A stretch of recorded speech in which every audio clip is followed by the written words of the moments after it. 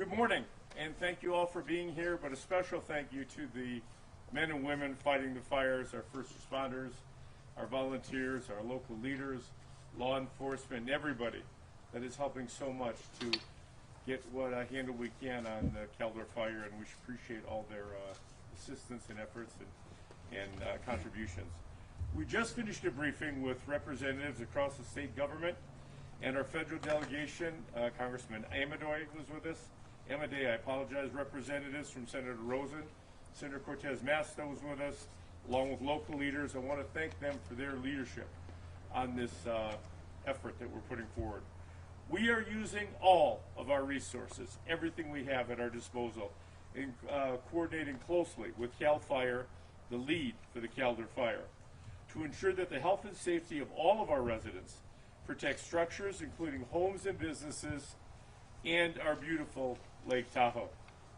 I am impressed at the progress that's been made just in the last 24 hours since I issued a declaration of emergency. Because of the advanced planning and preparation by the Nevada Division of Emergency Management and the Nevada Division of Forestry, the Nevada Department of Transportation, and so many other state and federal agencies, the declaration allowed us to move forward quickly, including mobilizing the National Guard. I want to have a special shout out to General Berry for his assistance in making that such a smooth transition. And once again, the Guard has stepped up every single time we've asked something of them. They're the first ones to help. I've asked some of our subject matter experts to join me here today to provide additional updates and answer some questions that you might have. At this time, I'd like to turn the program over to John Bakendall, Emergency Management Program Manager for the Nevada Division of Emergency Management, to provide an update and help introduce some of our other speakers. John, thank you. Welcome everybody to the State Emergency Operations Center. I want to thank you for coming and listening to our story. We started preparation for this over 10 days ago in coordination with California Fire, California Office of Emergency Services, as well as the IMT that was helping coordinate the fire operations. When we started that, we immediately implemented our emergency support functions and to coordinate advanced planning for the evacuation efforts and for backup fire resources to this region, because they've been stripped dramatically over the last couple months with all of the fires that have happened on the California and Nevada Forestry Service. So over the last week, NDOT has developed and formulated a plan that's been released and was utilized yesterday for the successful evacuation of the California side of the South Lake Tahoe community. And we're hoping to continue to use that plan to move forward as we look into the potential actions on the Nevada side as the fire moves. We also spent a lot of time in the last week coordinating with the American Red Cross in the efforts of opening up evacuation shelters in Douglas County, Carson City, and Washoe County, 3 of which are currently completely full at capacity, and more are being opened up, including a large shelter in Washoe County. We have a number of fire resources that have come in to backfill the Sierra Front region here because their resources are on the fire. So we have Clark County has sent up a task force consisting of their forces, North Las Vegas, and the Pahrump agencies. And then we also have resources coming from Elko County to backfill the area. Law enforcement has been coordinated for the last week to assist Nevada Highway Patrol as well as the other DPS agencies in an effort to control the evacuation effort for a safe and productive egress out of the lake. Currently, NDF has a number of resources. They're going to speak to those specifically. Our law enforcement agencies have been the Nevada Highway Patrol, the State Fire Marshal's Office, the Washoe County Sheriff's Office, the Douglas County Sheriff's Office, and then Carson City Sheriff's Office successfully doing the evacuation yesterday. We've been coordinating with the Governor's Office of Energy and the Department of Agriculture in the fuel monitoring in the area to make sure there's plenty of fuel for the evacuees as they come into our area. The Department of Agriculture is also monitoring the grocery stores and the food on the shelves to make sure as people enter the areas we have enough resources. We do have liaison officers, people from our agency and local agencies here in Nevada, embedded both in the California Office of Emergency Services, SOC, their operations center, as well as the Incident Command Post in El Dorado County. They in turn have liaison officers embedded with us. The National Guard from California has one over here with our National Guard. We have a Health and Human Services as well as a Cal OES liaison officer embedded with us from state resources. And then from the local resources, Douglas County and Carson City both have deputies embedded with us, so we can quickly pull the action point to make evacuations happen when needed. I'm going to turn it over to Major General Berry to update on the National Guard. Thank you, John. Again, Major General Andre Berry, the Adjutant General for the state of Nevada. I also want to thank the governor again because of his swift actions. We were able to get on top of getting our resources activated as soon as possible. This is really a whole of government approach in terms of bringing the resources around the state, federal, state, and local level. So working together is really critical for an incident like this, and we'll be together through the end. This is a perfect example of us as a Guard unit protecting our homeland, but also neighbors helping neighbors. Currently for the Nevada National Guard, we have 55 personnel who are currently working on state active duty, working multiple shifts. We can double or triple that if we have to and make more available if needed. Our missions right now are traffic control in support of the evacuations. 2 helicopters have been activated and 1 MASH unit, Modular Airborne Firefighting System, or our C-130s. We are fully integrated with the Emergency Operations Centers and the California Air National Guard, doing traffic control points in South Lake Tahoe at this time on the 50 corridor. Our Joint Operations Center is going 24/7 and will be up as long as needed, and we are available to work with the supporting agencies. The Nevada National Guard is going to be engaged in this process as long as we need to. We appreciate the support of the other agencies, and we're available to work this incident all the way through. At this time, I'm going to turn it over to the NDF, Nevada Division of Forestry, Mr. John Christopherson, to give some updates. Thank you. Good morning. My name is John Christopherson. I'm the Deputy Administrator with the Nevada Division of Forestry. And I'd just like to start by saying what a tragic event that we're all dealing with here today. And we're sorry when we consider all the loss for individuals that this has created. We thank all the firefighting and law enforcement and other first responder assets for their engagement in this effort, and we hope that they're able to remain safe throughout the duration of this incident.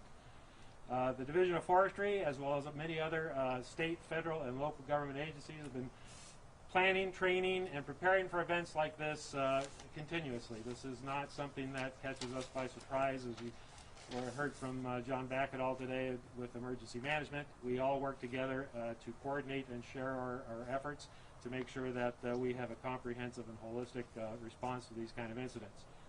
The Division of Forestry has committed multiple assets of ours. We have 5 Type 3 engines committed to the incident. We have 24 20-person hand crews assigned to the incident.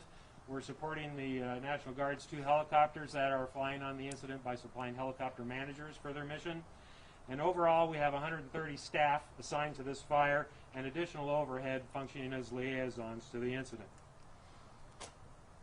Additionally, we've got 3 10-person crews with 2 other 10-person crews on their way to support the incident through managing vegetation out ahead of the fire, working with NV Energy to prioritize and identify line clearance and other areas where vegetation can be managed such that it will not burn as intensely and hopefully serve as some sort of barrier and perhaps a situation where control on the fire will be more effectively instituted.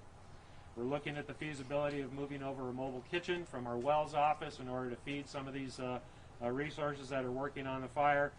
And we also have on contract, which we just, I guess, got released from the state of Washington, 2 super scoopers. Those are the airplanes that we've seen on the news that fly in, scoop water out of the lakes or other water sources and dump the water on the fire. We are working with CAL FIRE now, who is the incident manager for the Caldor incident, to get those incidents deployed on the fire, or those resources deployed on the fire. Lake Tahoe, really is a national model for effective collaboration between agencies. Much of that cooperation occurs in the area of wildland fire fuel management. And to date, from counting back to, say, 20 years ago, from 2000 to 2020, we've treated over 31,000 acres of hazardous fuels on the Nevada side of the basin. That's federal government, state government, and local government. As this fire and many others continuously show, there's a lot more that needs to be done, a whole lot more. Only 2 fires in the recorded history have crossed the Sierra from the east to the west, or from west to the east, and both of those fires have occurred this year. So this seems to be something like the new norm. These kind of incidents are something that we're going to be continually faced with and have to prepare and effectively deal with. There is a need for more aggressive forest management out there on the landscape, an increase in the pace and the scale of our work in order to us create more sustainable forest conditions out on the landscape. And that is what our agency is an advocate for, and we will continually work towards with ourselves and our partners through the shared stewardship agreement in order to effectively create a condition that leads to safety for our state's population as well as our natural resources. Thank you. Thank you. We'll be able to take some questions for the governor and some of our subject matter experts we have. Governor, I'm curious, you said you spoke to the congressional delegation a few minutes ago. What did you ask for and what did they offer in return? Well, we just, spoke to everyone's cooperation. This is a joint effort, and I think it was a conversation that we made it clear that to fight this fire, we're going to use every state resource possible.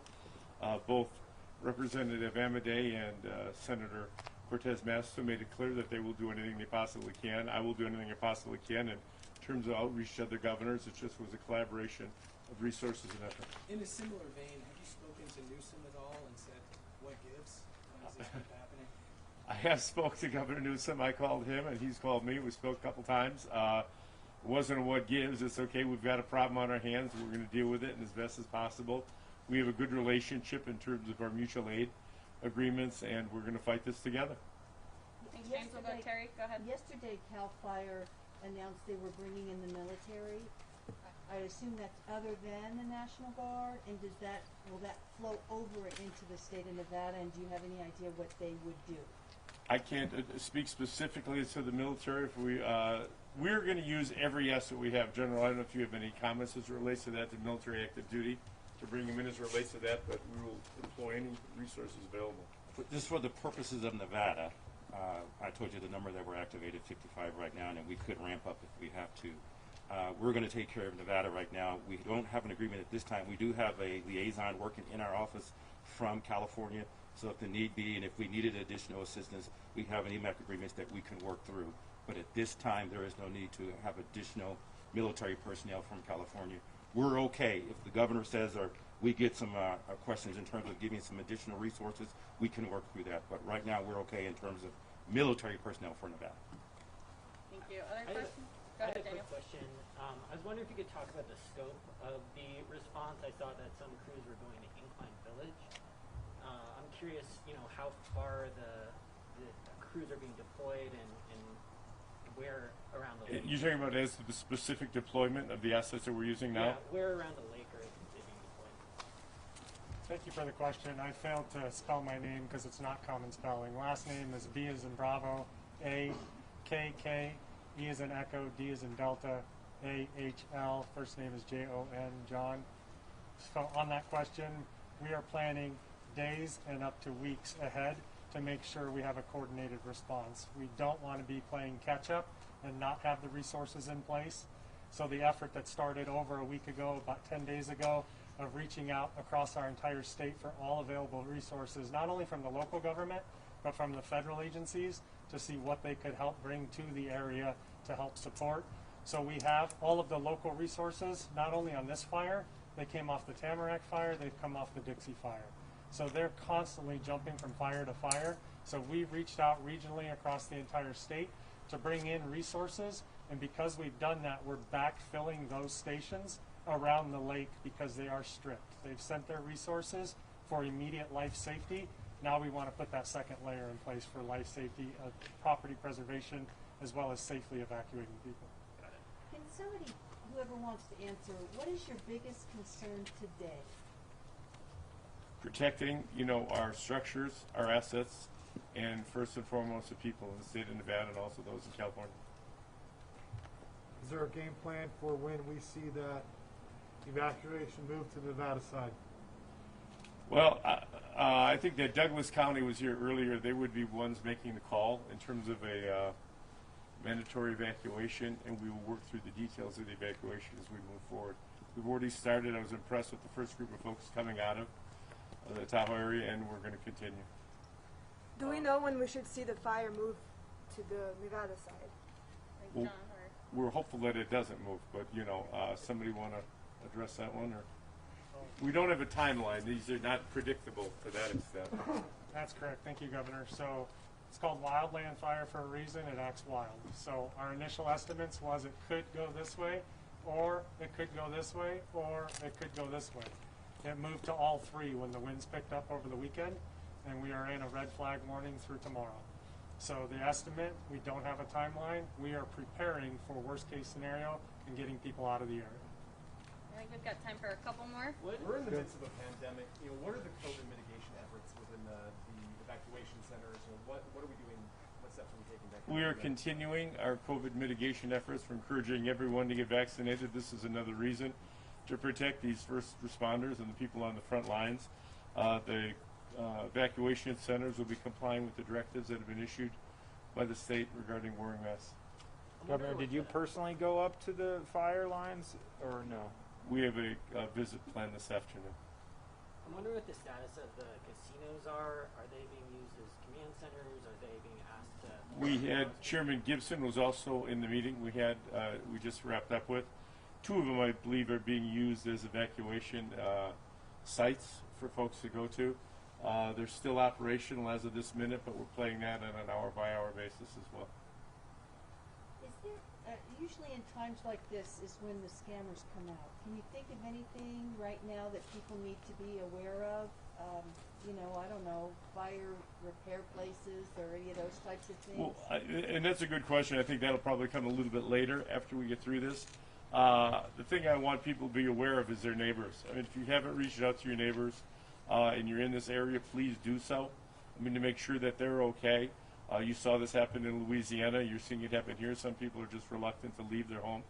So encourage those that you know that live in the evacuated areas to follow the evacuation orders, and everybody be safe as a result of that. But we haven't had any scams thus far.